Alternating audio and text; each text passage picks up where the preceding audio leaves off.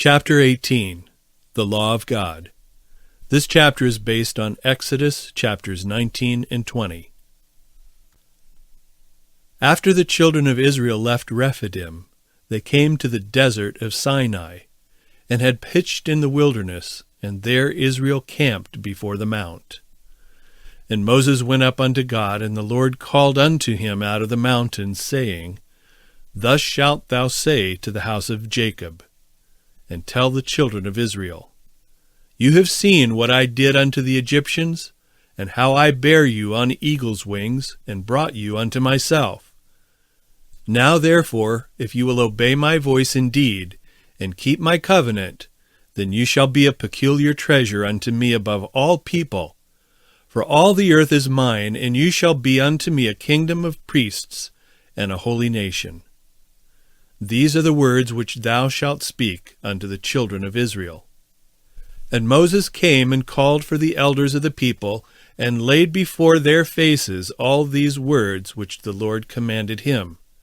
And all the people answered together and said, All that the Lord hath spoken we will do. And Moses returned the words of the people unto the Lord.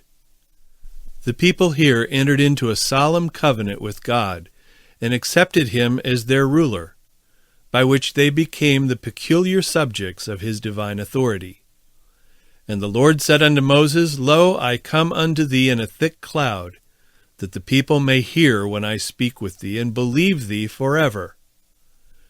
When the Hebrews had met with difficulties in the way, they were disposed to murmur against Moses and Aaron, and accused them of leading the host of Israel from Egypt to destroy them.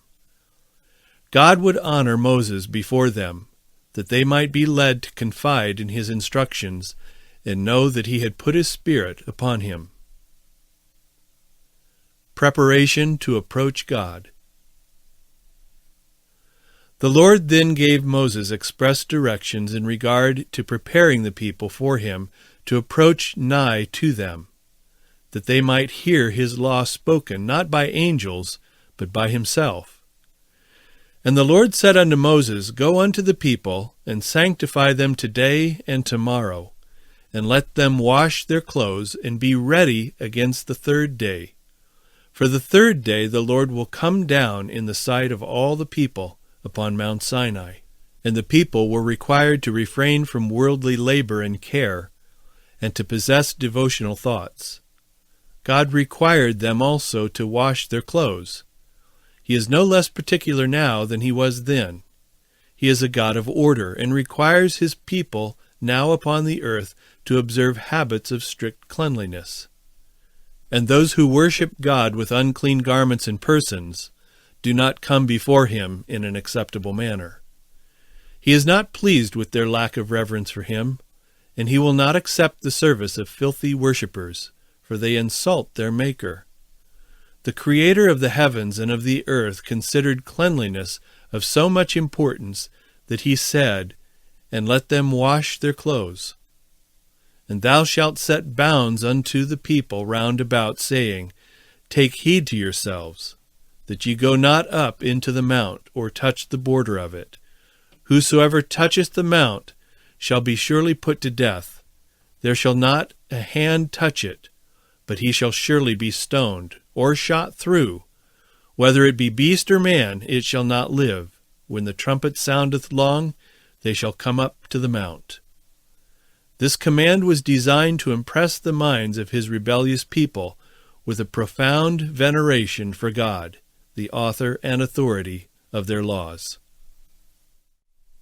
God's manifestation in awful grandeur.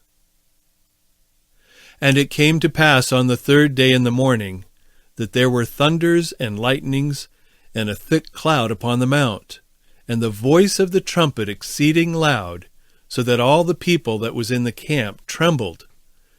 The angelic host that attended the divine majesty summoned the people by a sound resembling that of a trumpet, which waxed louder and louder until the whole earth trembled.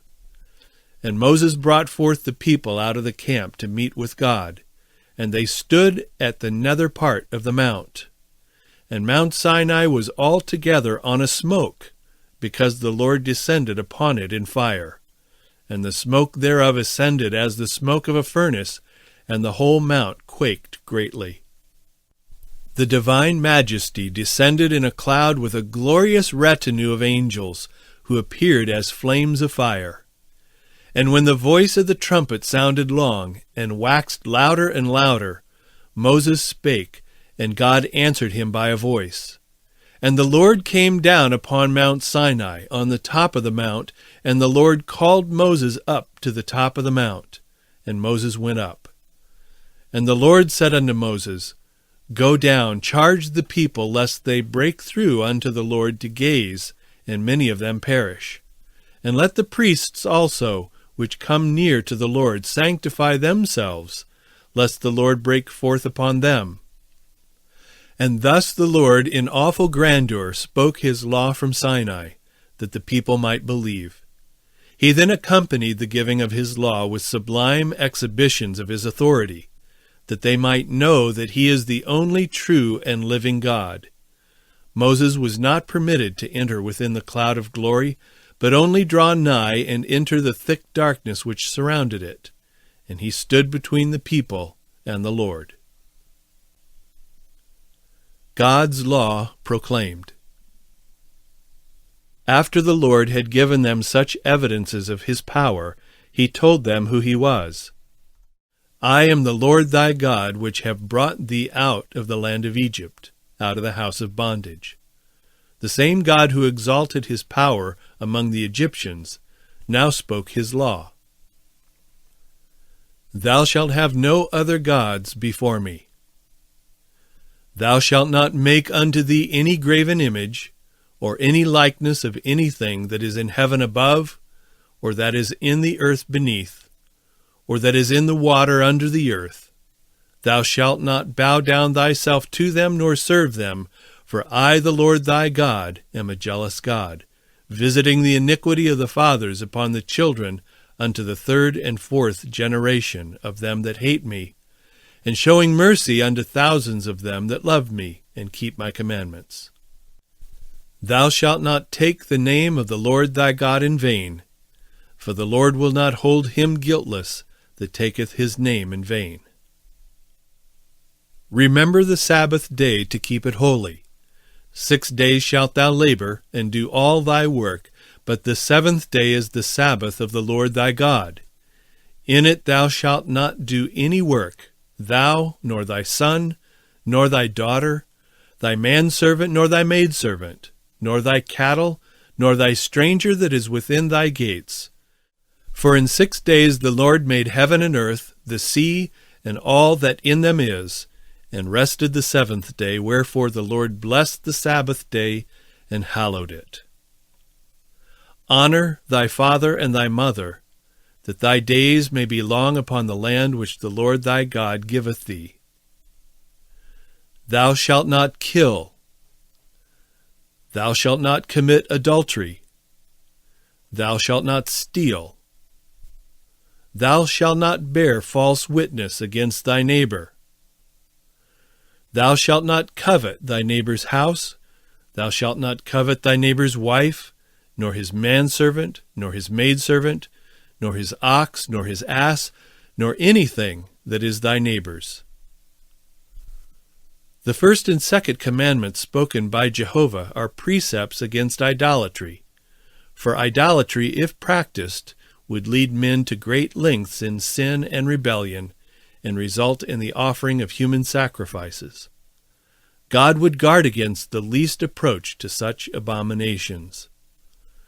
The first 4 commandments were given to show men their duty to God. The 4th is the connecting link between the great God and man. The Sabbath especially was given for the benefit of man and for the honor of God. The last 6 precepts show the duty of man to his fellow man. The Sabbath was to be a sign between God and his people forever. In this manner was it to be a sign. All who should observe the Sabbath signified by such observance that they were worshippers of the living God, the Creator of the heavens and the earth.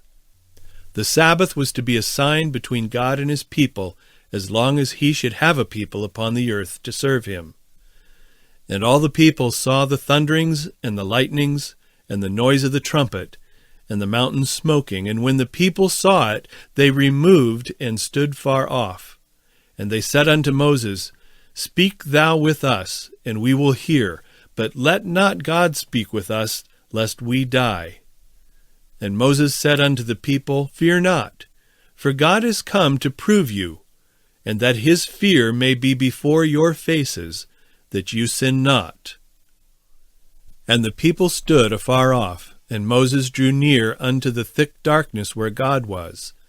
And the Lord said unto Moses, Thus thou shalt say unto the children of Israel, You have seen that I have talked with you from heaven. The majestic presence of God at Sinai, and the commotions in the earth occasioned by his presence, the fearful thunderings and lightnings which accompanied this visitation of God, so impressed the minds of the people with fear and reverence to his sacred majesty that they instinctively drew back from the awful presence of God, lest they should not be able to endure his terrible glory. The peril of idolatry. Again, God would guard the children of Israel from idolatry. He said unto them, You shall not make with me gods of silver, neither shall you make unto you gods of gold. They were in danger of imitating the example of the Egyptians, and making to themselves images to represent God. The Lord said to Moses, Behold, I send an angel before thee, to keep thee in the way, and to bring thee into the place which I have prepared. Beware of him, and obey his voice. Provoke him not, for he will not pardon your transgressions, for my name is in him. But if thou shalt indeed obey his voice, and do all that I speak, then I will be an enemy unto thine enemies, and an adversary unto thine adversaries. For mine angels shall go before thee, and bring thee in unto the Amorites, and the Hittites, and the Perizzites, and the Canaanites, the Hivites, and the Jebusites, and I will cut them off. The angel who went before Israel was the Lord Jesus Christ. Thou shalt not bow down to their gods, nor serve them, nor do after their works. But thou shalt utterly overthrow them, and quite break down their images. And you shall serve the Lord your God, and he shall bless thy bread and thy water, and I will take sickness away from the midst of thee. Exodus 23, verses 24 and 25. God would have his people understand that he alone should be the object of their worship, and when they should overcome the idolatrous nations around them, they should not preserve any of the images of their worship, but utterly destroy them. Many of these heathen deities were very costly and of beautiful workmanship, which might tempt those who had witnessed idol worship, so common in Egypt, to even regard these senseless objects with some degree of reverence. The Lord would have his people know that it was because of the idolatry of these nations, which had led them to every degree of wickedness, that he would use the Israelites as his instruments to punish them and destroy their gods. I will send my fear before thee, and will destroy all the people to whom thou shalt come, and I will make all thine enemies turn their backs unto thee. And I will send hornets before thee, which shall drive out the Hivite, the Canaanite, and the Hittite from before thee. And I will not drive them out from before thee in 1 year, lest the land become desolate, and the beasts of the field multiply against thee. By little and little I will drive them out from before thee, until thou be increased, and inherit the land. And I will set thy bounds from the Red Sea even unto the sea of the Philistines, and from the desert unto the river, for I will deliver the inhabitants of the land into your hand, and thou shalt drive them out before thee. Thou shalt make no covenant with them, nor with their gods. They shall not dwell in thy land, lest they make thee sin against me. For if thou serve their gods, it will surely be a snare unto thee. Exodus 23, verses 27 to 33. These promises of God to his people were on condition of their obedience. If they would serve the Lord fully, he would do great things for them. After Moses had received the judgments from the Lord, and had written them for the people, also the promises on condition of obedience, the Lord said unto him, Come up unto the Lord, thou and Aaron, Nadab and Abihu, and 70 of the elders of Israel, and worship ye afar off. And Moses alone shall come near the Lord, but they shall not come nigh, neither shall the people go up with him. And Moses came and told the people all the words of the Lord, and all the judgments. And all the people answered with one voice and said, All the words which the Lord hath said will we do. Exodus 24, verses 1 to 3. Moses had written not the 10 Commandments, but the judgments which God would have them observe, and the promises on condition that they would obey him. He read this to the people, and they pledged themselves to obey all the words which the Lord had said. Moses then wrote their solemn pledge in a book, and offered sacrifice unto God for the people. And he took the book of the covenant, and read in the audience of the people, and they said, All that the Lord hath said will we do, and be obedient. And Moses took the blood and sprinkled it on the people, and said, Behold the blood of the covenant, which the Lord hath made with you concerning all these words. The people repeated their solemn pledge to the Lord, to do all that he had said, and to be obedient. Exodus 24, verses 7 and 8. God's eternal law. The law of God existed before man was created. The angels were governed by it. Satan fell because he transgressed the principles of God's government. After Adam and Eve were created, God made known to them his law. It was not then written, but was rehearsed to them by Jehovah. The Sabbath of the 4th commandment was instituted in Eden. After God had made the world and created man upon the earth, he made the Sabbath for man.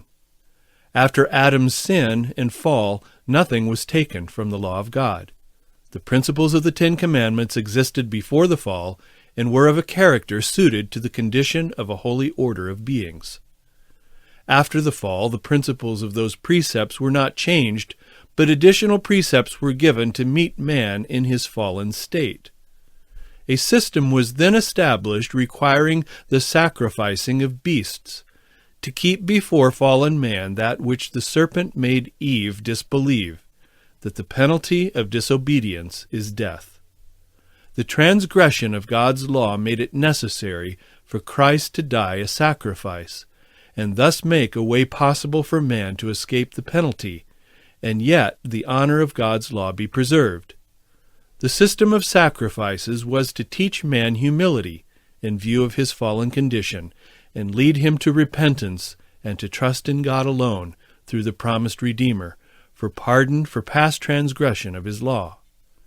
If the law of God had not been transgressed, there never would have been death, and there would have been no need of additional precepts to suit man's fallen condition. Adam taught his descendants the law of God, which law was handed down to the faithful through successive generations. The continual transgression of God's law called for a flood of waters upon the earth. The law was preserved by Noah and his family, who for right doing were saved in the ark by a miracle of God. Noah taught his descendants the 10 Commandments. The Lord preserved a people for himself from Adam down, in whose hearts was his law. He says of Abraham, He obeyed my voice and kept my charge, my commandments, my statutes, and my laws. Genesis 26, verse 5. The Lord appeared unto Abraham and said unto him, I am the Almighty God. Walk before me, and be thou perfect. And I will make my covenant between me and thee, and will multiply thee exceedingly. Genesis 17, verses 1 and 2. And I will establish my covenant between me and thee, and thy seed after thee in their generations, for an everlasting covenant, to be a God unto thee, and to thy seed after thee. Genesis 17, verse 7. He then required of Abraham and his seed circumcision, which was a circle cut in the flesh, as a token that God had cut them out and separated them from all nations as his peculiar treasure. By this sign they solemnly pledged themselves that they would not intermarry with other nations, for by so doing they would lose their reverence for God and his holy law, and would become like the idolatrous nations around them.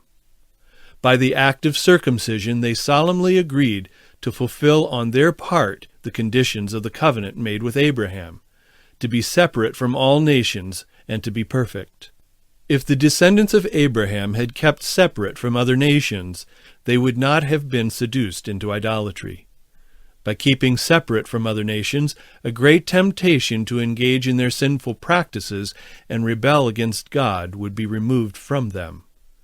They lost in a great measure their peculiar holy character by mingling with the nations around them.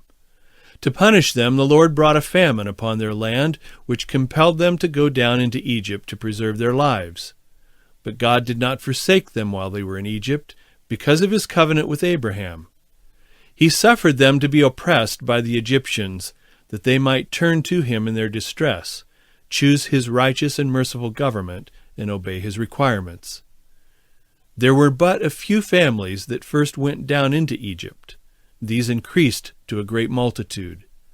Some were careful to instruct their children in the law of God, but many of the Israelites had witnessed so much idolatry that they had confused ideas of God's law. Those who feared God cried to him in anguish of spirit to break their yoke of grievous bondage and bring them from the land of their captivity, that they might be free to serve him. God heard their cries and raised up Moses as his instrument to accomplish the deliverance of his people. After they had left Egypt and the waters of the Red Sea had been divided before them, the Lord proved them to see if they would trust in him, who had taken them, a nation from another nation, by signs, temptations, and wonders. But they failed to endure the trial. They murmured against God because of difficulties in the way, and wished to return again to Egypt. Written in tables of stone. To leave them without excuse, the Lord himself condescended to come down upon Sinai, enshrouded in glory and surrounded by his angels, and in a most sublime and awful manner made known his law of 10 commandments. He did not trust them to be taught by anyone, not even his angels, but spoke his law with an audible voice in the hearing of all the people. He did not, even then, trust them to the short memory of a people who were prone to forget his requirements, but wrote them with his own holy finger upon tables of stone. He would remove from them all possibility of mingling with his holy precepts any tradition, or of confusing his requirements with the practices of men. He then came still closer to his people, who were so readily led astray, and would not leave them with merely the 10 precepts of the Decalogue. He commanded Moses to write, as he should bid him, judgments and laws, giving minute directions in regard to what he required them to perform, and thereby guarded the 10 precepts which he had engraved upon the tables of stone. These specific directions and requirements were given to draw erring man to the obedience of the moral law, which he is so prone to transgress. If man had kept the law of God as given to Adam after his fall, preserved in the ark by Noah and observed by Abraham, there would have been no necessity for the ordinance of circumcision. And if the descendants of Abraham had kept the covenant, of which circumcision was a token or pledge, they would never have gone into idolatry or been suffered to go down into Egypt, and there would have been no necessity of God's proclaiming his law from Sinai and engraving it upon tables of stone and guarding it by definite directions in the judgments and statutes of Moses. The judgments and statutes. Moses wrote these judgments and statutes from the mouth of God while he was with him in the mount. If the people of God had obeyed the principles of the 10 Commandments, there would have been no need of the specific directions given to Moses, which he wrote in a book, relative to their duty to God and to one another. The definite directions which the Lord gave to Moses in regard to the duty of his people to one another and to the stranger are the principles of the 10 Commandments simplified and given in a definite manner, that they need not err. The Lord instructed Moses definitely in regard to the ceremonial sacrifices which were to cease at the death of Christ. The system of sacrifices foreshadowed the offering of Christ as a lamb without blemish. The Lord first established the system of sacrificial offerings with Adam after his fall, which he taught to his descendants. This system was corrupted before the flood, and by those who separated themselves from the faithful followers of God and engaged in the building of the Tower of Babel. They sacrificed to gods of their own make instead of the God of heaven. They offered sacrifices not because they had faith in the Redeemer to come, but because they thought they should please their gods by offering a great many beasts upon polluted idol altars. Their superstition led them to great extravagances. They taught the people that the more valuable the sacrifice, the greater pleasure would it give their idol gods, and the greater would be the prosperity and riches of their nation. Hence, human beings were often sacrificed to these senseless idols. Those nations had laws and regulations to control the actions of the people, which were cruel in the extreme. Their laws were made by those whose hearts were not softened by grace, and while they would pass over the most debasing crimes, a small offense would call forth the most cruel punishment from those in authority. Moses had this in view when he said to Israel, "Behold, I have taught you statutes and judgments, even as the Lord my God commanded me, that you should do so in the land whither you go to possess it. Keep therefore and do them, for this is your wisdom and your understanding in the sight of the nations, which shall hear all these statutes and say, Surely this great nation is a wise and understanding people. For what nation is there so great, who hath God so nigh unto them, as the Lord our God is in all things that we call upon him for? And what nation is there so great, that hath statutes and judgments so righteous as all this law which I set before you this day?" Deuteronomy 4, verses 5 through 8.